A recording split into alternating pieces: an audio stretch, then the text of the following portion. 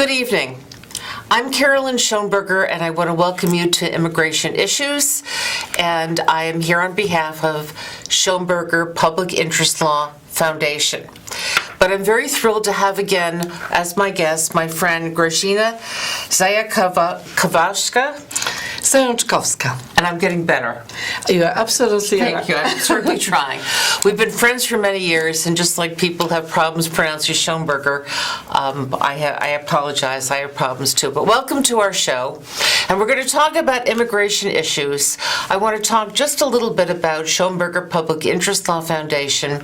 It is a not-for-profit that consults with different other not-for-profits, whether it's giving consultations to people come in or going and giving presentations.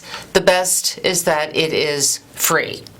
So if you would like a presentation, it could be related to immigration, it could be on wills, it could be guardianships, it could be short-term guardianships, landlord-tenant, please do not hesitate to contact me, Carolyn Shoenberger, and I'm going to tell you where you should go is.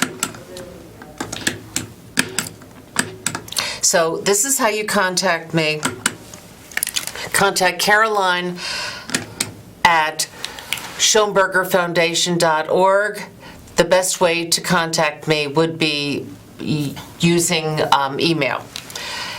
In any event, so we're going to now talk about the show, and Grazyna is in charge of many programs, the Polish-American Alliance, not only immigration programs, but also housing. And perhaps, Grazyna, you can tell us a little bit about what you do. With great pleasure. My name is Grazyna Zajaczkowska, and I'm Director of Immigrant Services at Polish-American Association. I supervise immigration services, housing, and I also do outreach for different programs for the agency and also for the agency itself.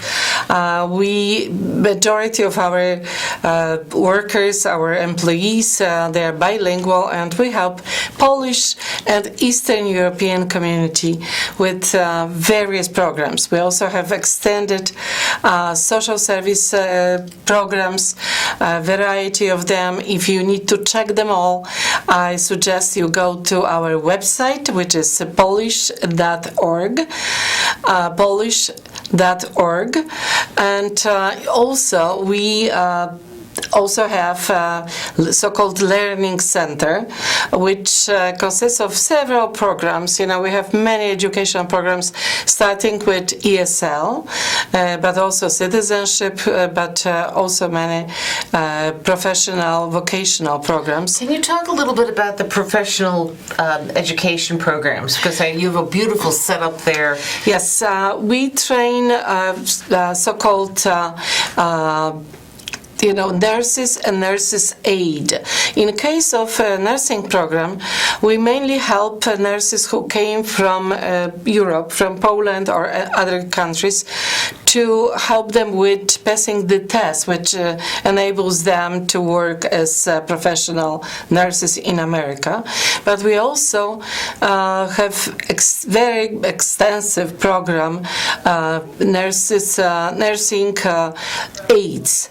We train people who help elders, mainly in various places, nursing homes, but also in our private, we have a private program.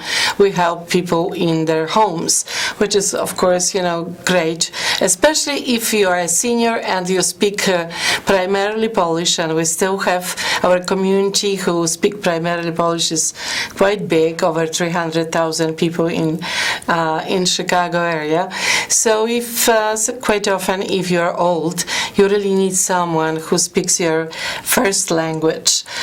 So we train those people, and later they help at various institutions and also hospitals. But we also have different programs. For example, we train office clerks, also bilingual. We train them to be able to operate most of the office software. We have 2 labs on the north side, which is located at 3817 North Cicero, and we also have another computer lab, also providing those courses and classes in our south side office, which is located at 6276 South or West Archer, because there are various addresses, even though the place is the same. Interesting. But those computer labs also serve as to be used for various programs like ESL, like citizenship, because recently there are many programs developed as a software. So we train people how to use them, not necessarily online classrooms or computer labs, but also at home, or even on their computers or on their phones, on their smartphones. Polish American Association also has a very nice employment program, which helps people who are seeking jobs to prepare and also to teach them how to find a job, how to use job fairs, how to use special program software. We really, annually, we see around 9,000 people, counting every individual separately. So through our door during the year, we see at least between 50 and 60,000 people in our various programs on various days. Immigration right now, of course, it's a very important issue. We know how the situation has changed a little. There are new policies. That you're being very kind. I'm going to be a little bit less kind. And by the way, if you do have a question that you would like to ask us during this show, please call 312-738-1060, 312-738-1060. Vous pouvez parler en français, puede hablar español, or you can speak Polish. I'm not even going to try.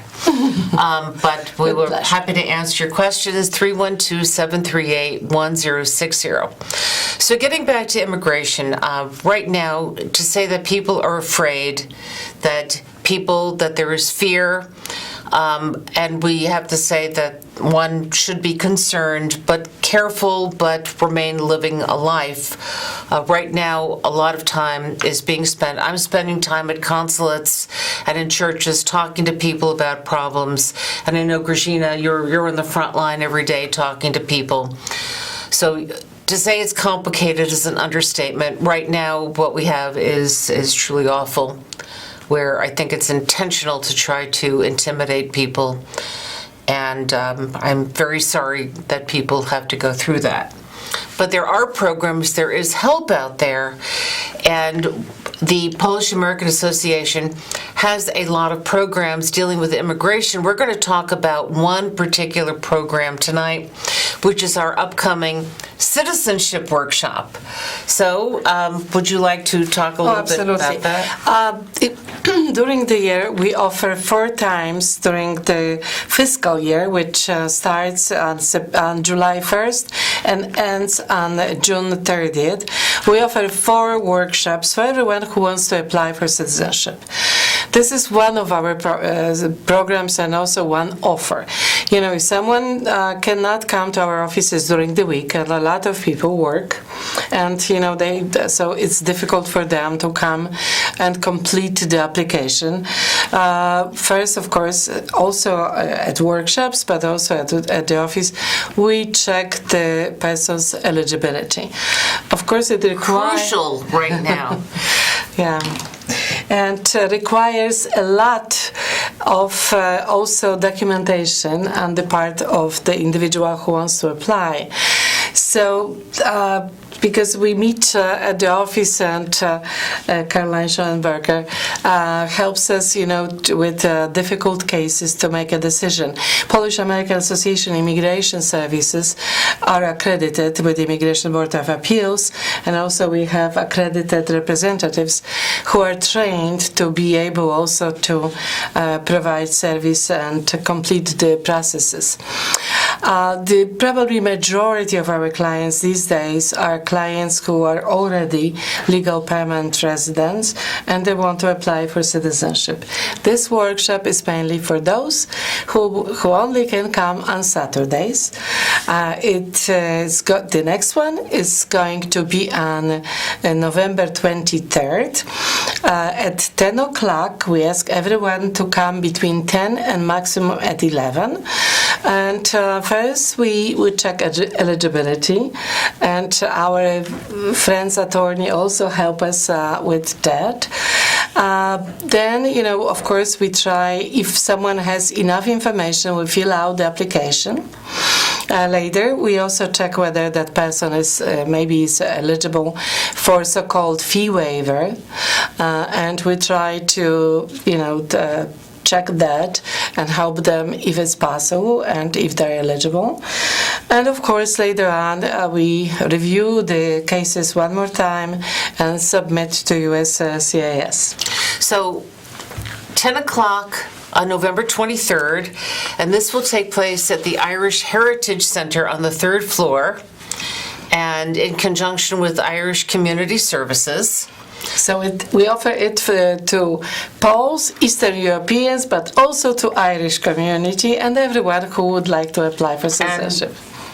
People who speak Spanish or French, or immigrants from Africa or other. Please come. Free to come. Yes, all the information you will find on our Polish American Association website, which is polish.org.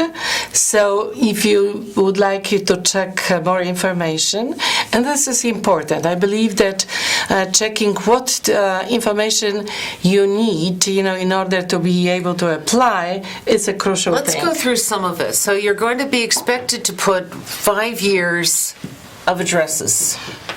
Yes, so not only, first of all, you have to be sure that if you got your permanent residency through family sponsorship or through work or, other processes, then you have to have your green card for at least 4 years and 9 months in order to be able to apply. Although if you're married to a U.S., I knew you were about to say this, but married to a U.S. citizen, then 3 years you would qualify. 2 years and 9 months. 2 years and 9 months, and you can apply for it. But we also ask people, to of course gather information, like the addresses for the past 5 years, also places of work with addresses and phone calls, phone numbers, and also you have to have all the information in regard to your family, your husbands, wives, children, their dates of birth, places of living. Sometimes, children live in another country. So we need only the place and the zip code in those other countries. But if they live here, we need full addresses. We need their date of birth. Ex-wives, ex-husbands. Absolutely, yes. And we also, suggest that you should have the originals of the marriage licenses and also divorces if... Very important. Yeah. So, all that information is, of course, very important, and majority of our clients have those. But the crucial thing is to check whether they are eligible for, criminal reasons. If someone had some encounters with the law, we really need a court disposition. And Caroline, maybe you will talk about that more. Talk a little bit, because a lot of my clients would talk to me and say, oh yes, I was arrested, but I cleaned my record. And there is a process under which you can have criminal records, if not expunged, arrests can be usually expunged, or if there is a guilty plea, have the record sealed. Immigration sees everything, so even though a record may have been cleaned, our advice to you is before you go into court to have the court expunge or seal your record or, quote, clean the record, that you get certified copies of everything. Certified copies of the complaint, certified copies with the order, that you're going to need something because if you're applying to become a citizen, immigration wants to see everything.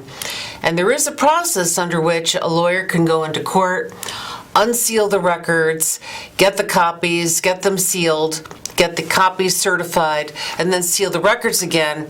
But then you're losing time, and it means paying a lawyer to do it. So the easiest thing is to do this up front. But it's very important to get criminal records and to remember that in Illinois, supervision is not a conviction. If you're given a sentence of supervision and you complete it in a satisfactory way, you pay your fine, you don't do anything wrong for the period, that is not a criminal conviction. But under immigration law, which is federal, and citizenship is federal law, supervision is a conviction. So we tell people go and give copies, certified copies of everything, and bring it to the workshop. To the workshop, yes, or to Your office, the office my of, office, yes. of the Polish-American Association. Association, yes. But we would like to ask everyone who would like to contact us and would like to make an appointment. We need appointments because we have to really focus on the client and all those things we were talking about.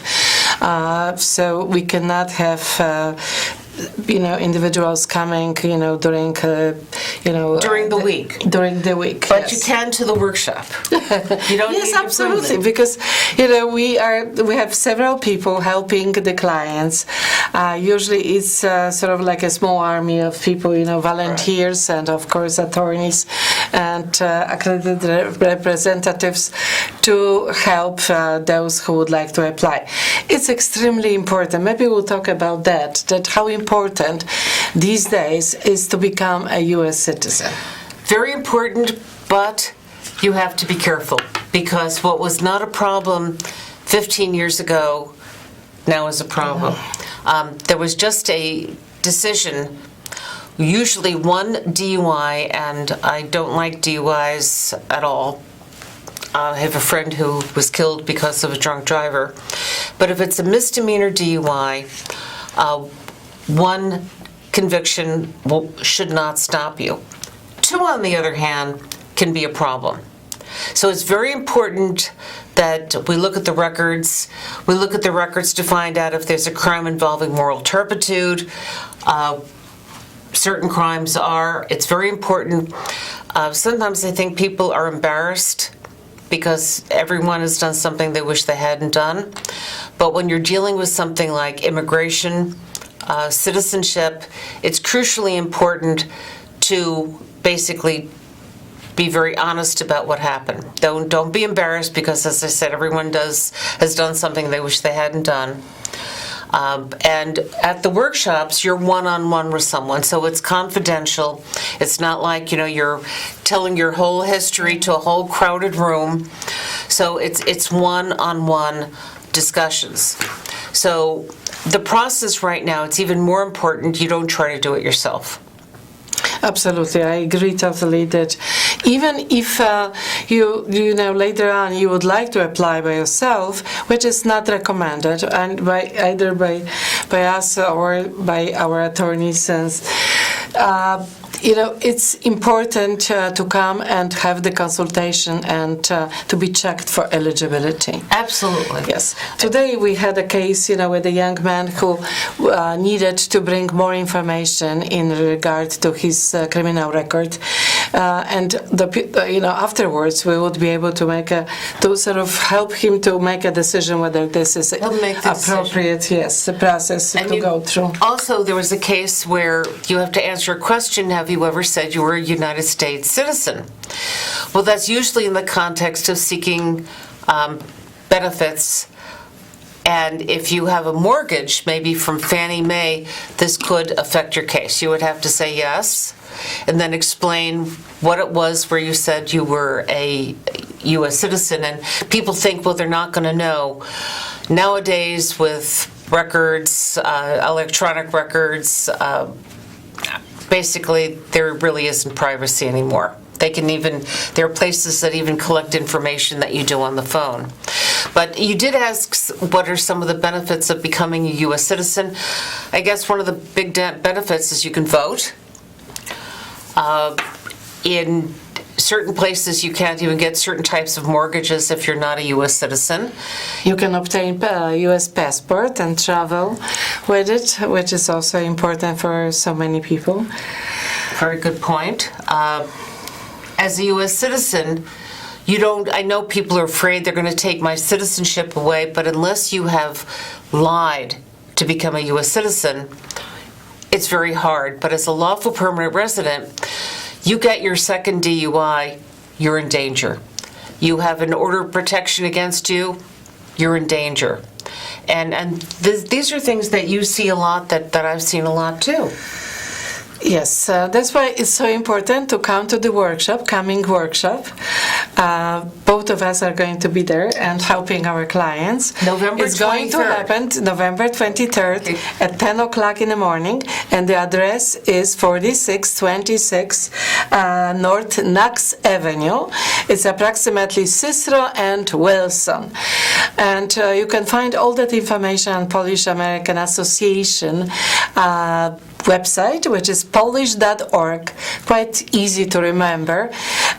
Also, you can call us, Polish American Association. The main number is 773-282-8206. If you call from the city, please press 0 to be connected with a receptionist, and she will connect you with our department. Do you want to? We have 1 minute more. Do you want to repeat that in Polish? Oh, absolutely. Z wielką przyjemnością chciałam Państwa zaprosić na następny workshop, następne spotkanie, gdzie będziemy Państwu pomagać wypełniać aplikację obywatelstwo Stanów Zjednoczonych.